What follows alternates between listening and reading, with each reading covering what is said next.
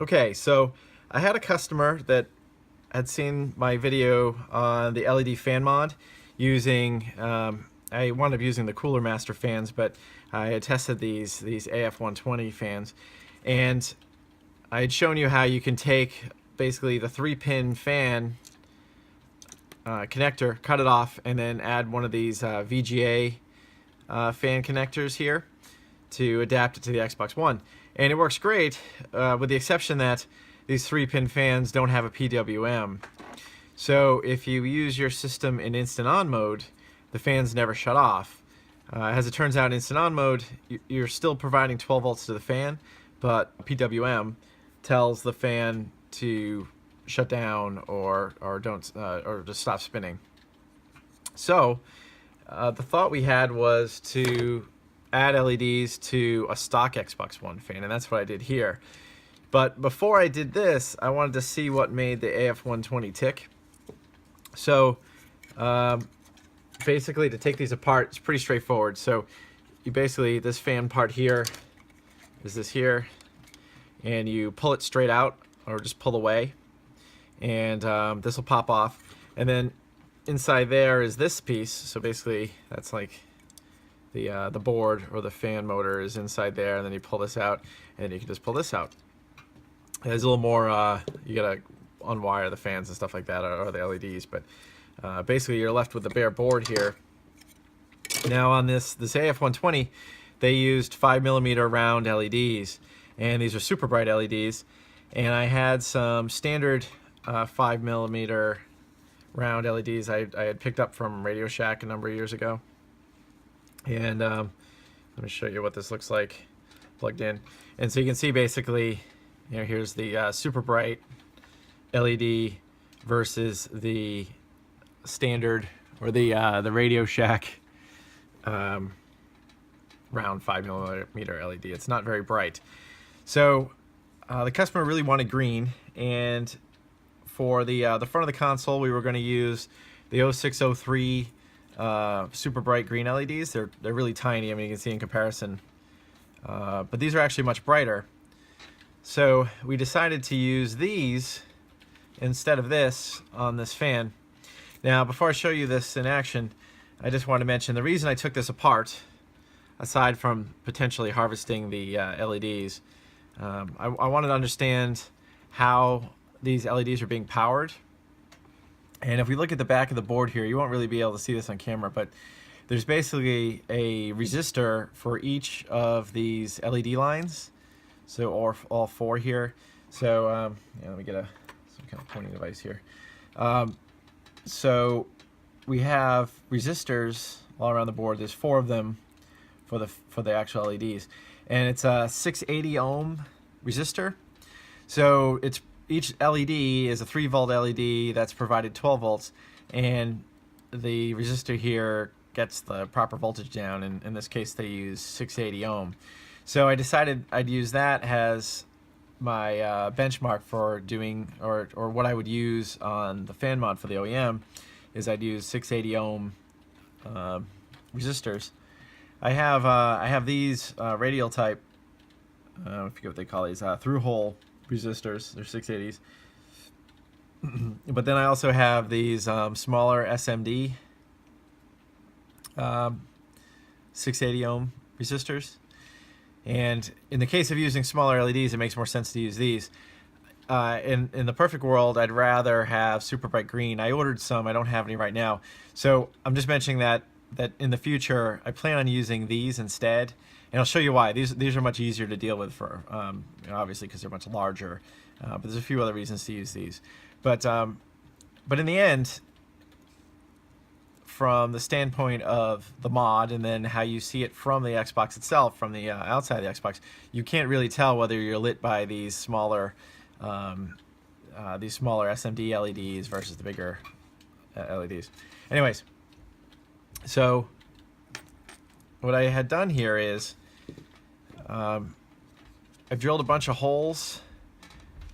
I used a 3/16 drill bit, and the 3/16 actually works pretty well. See, if I wanted to use a full-size LED or the 5mm LED, it would actually sit in here pretty well. And then I could just hot glue it in place, and you can just see it would just come in that side. I don't know if you can see that so much on camera, but using these smaller LEDs, I used some breadboard. So I had a larger breadboard. I cut it down to basically form pieces like this, and we got it down to basically 3 holes. I don't know how well that picks up on camera, but there's 2 LEDs on each one of these boards, and there's 4 pieces here. So what you see is basically I wanted to have the most equivalent effect of a single 5mm LED by using these smaller LEDs. So I just basically doubled up and wired it across. Now this did take a while to wire or to solder, which is why I'm not doing it on camera. It took me quite a bit of time to do. And when you're doing these smaller components like this, the smaller SMD components, you really need to be using a magnifying glass and getting in really close. I don't really have the camera equipment to film that properly. So, and the other part, of course, is drilling the holes. And that's something that, you know, isn't too difficult to figure out. But I will say, using this AF120 as my benchmark again, these holes are designed, of course, for a 5mm LED, and with the 5/16 drill bit, you can see how the light points this way, and then there's another hole pointing this way on each corner. So I decided to mimic that. Now, if you look at the holes here, you can see the dead center, which is fine for this because the fins themselves on the fan are clear. On the standard Xbox One fan, they're not clear, as you can see. So the light wouldn't shine through as well. So the idea here is when I drill the holes for this fan, I drilled in each corner here, is I set it as high as I could. I did drill one extra test hole here. I thought originally to put the hole right up against, there's a little divider here on each corner, and I thought maybe, you know, putting the LED directly against that would help just in terms of drilling the hole at equidistance all through the shroud here. But as it turns out, when you're using these larger boards, you need room, and you know, to show you what I mean, so I need to be able to connect the board here, and I don't have enough room with that hole against the divider there. So what I did do, though, is each one of the holes I drilled, I measured out a 1mm from that divider, and I did that all the way across, 1mm, and then and just drilled out each hole with a 5/16 bit. And when I did it, I basically held it like this and then drilled straight down. So I wanted to keep, so it becomes an angle. I'll show you. It becomes an angle, but it points right to the center of this quadrant here. So as we go around here, I mean, it doesn't have to be perfect because the light is going to shine through either way, but it's shining into the quadrant on each hole here. So I still have to hot glue these boards in place, and you will be able to see how this looks. I have tested it. In fact, I can show you here what it looks like in action.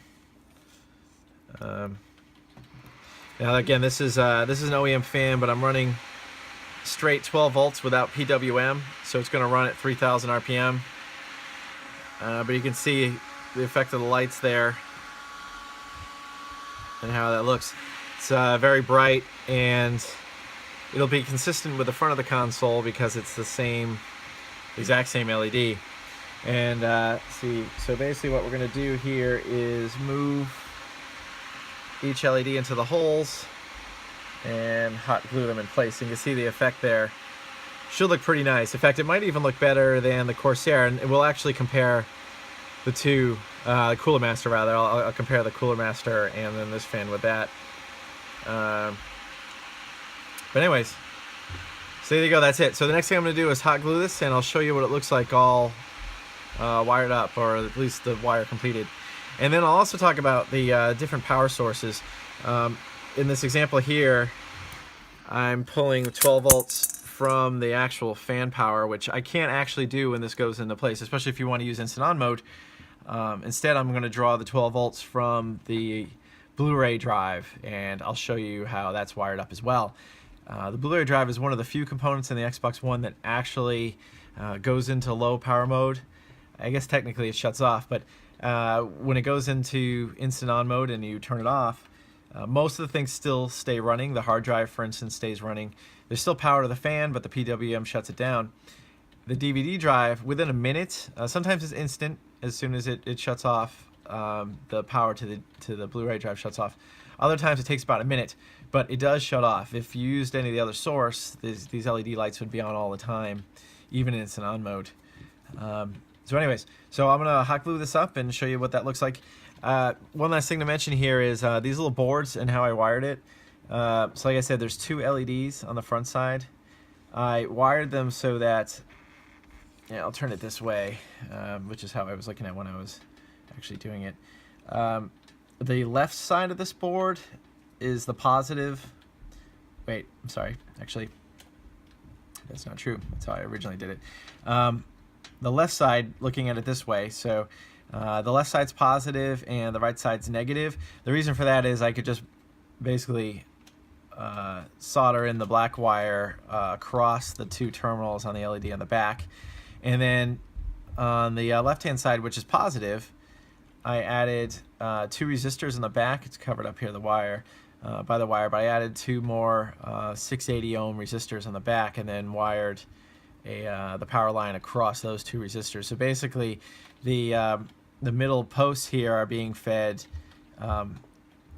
3 volts in the end from because of the 12 volts going through those two resistors. But each LED is wired independently, even though I only needed basically 2 wires. And so that means, you know, each LED has its own individual resistor, which is basically the same thing the AF AF 120 was doing. All right, so I'll show you what that looks like all hot glued in and wired up. And I might do a more detailed video on this later using full-size resistors and the 5mm round LEDs. It'll be a lot easier that way in terms of it's a lot less wiring and fiddling. This took me hours to get all this working, and then you have to run all the wires through and everything. And yeah, a lot of work. What I did here too is for the power inputs is I just used another breadboard and basically made a 12-volt rail and a ground rail, and just wired each wire to that. So each of these LED boards has a direct wire from here, with the one exception of this one here. I didn't want to double wire over, so I tapped this guy here too, and this is just a direct wire, so it's not going through any resistors. Again, each resistor is for each LED, but the LEDs are never getting direct voltage. Anyways, I think I've said enough there. Okay, so it's going to be 2 videos in one. This is the system I modified the front panel LED to green, as you can see it there. And this is the stock fan with added green LEDs. So you can see them in each corner. Wrap around. Now, right now, the system is booted here. And this system is set for instant on mode. So I'm going to show you, I'm going to hit the power button here. And, oh, actually, wait, before I do that. The power for the lights is actually, instead of being drawn from the fan power, if you can follow it here, it's this red line blocking the light. It's this red line with the black tape there. It runs down to the upper left corner 12-volt line feed from the DVD player, the Blu-ray player. As it turns out, in instant on mode, the Blu-ray player is one of the only things that actually shuts down. Okay, so I'll show you here. I'm going to power it.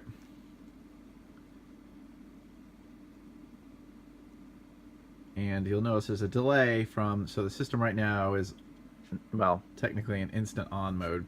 The power LED is off, the fan is off. And the LEDs can take a little bit longer to shut down, but as soon as the DVD goes into low power mode, the LEDs will go off. There you go. Now, to prove that it's in instant on mode, I'm going to hit the power button again. And instead of seeing the Xbox One screen, we should go right to display so that you see the DVD came back up. So basically the LEDs for the fan are on the DVD's power sign. So there you go. Just to show that one more time. Sometimes when you power it down or put it into instant on mode, which is essentially putting it in low power mode, the LEDs go off a little quicker. Let's see what we get this time. The other thing I have tested is leaving the system on for a while to see if the DVD will, or the Blu-ray, goes into low power mode on its own, even when the system's on, and I haven't seen that to be the case.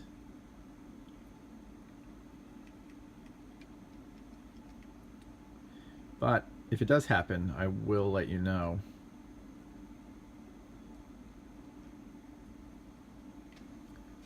Otherwise, quite happy with the result here.